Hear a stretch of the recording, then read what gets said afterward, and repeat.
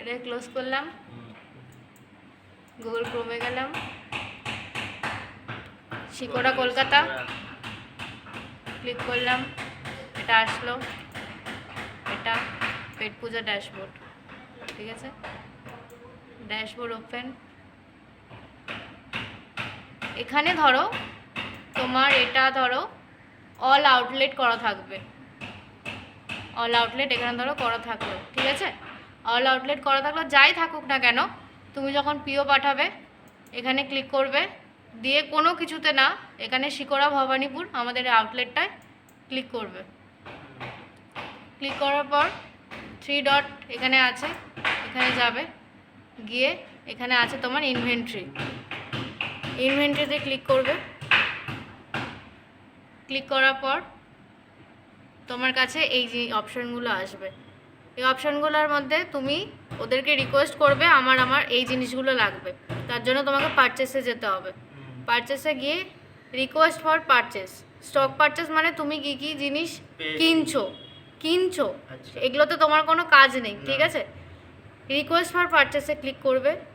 Click করার পর তোমার এখানে এই পেজটা আসবে, পেজটা আসার পর তুমি এবার পিওটা বানাবে কি করে, এখানে কিচ্ছু করবে না, এই ডেট বা যা যা আছে সব এরকমই থাকবে।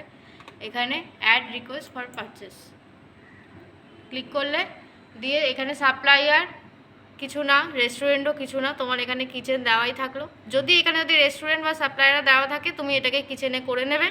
করে নেওয়ার পর তুমি ওয়্যার হাউসকে তুমি রিকোয়েস্ট করছো আমার এই জিনিসগুলো লাগবে, বার্গার বিতে ক্লিক করবে না, দেবে শিকোড়া ওয়্যার হাউস, দিলে দেওয়ার পর তুমি যেদিনকারে পিও বানাচ্ছ সেই ডেটটা দেবে, সেই ডেট এখানে দেওয়াই থাকবে। দিয়ে এবারে এগুলো যেমন আছে সেগুলো তেমনই থাকবে, কিছুতে কোনো কিছু করবে না।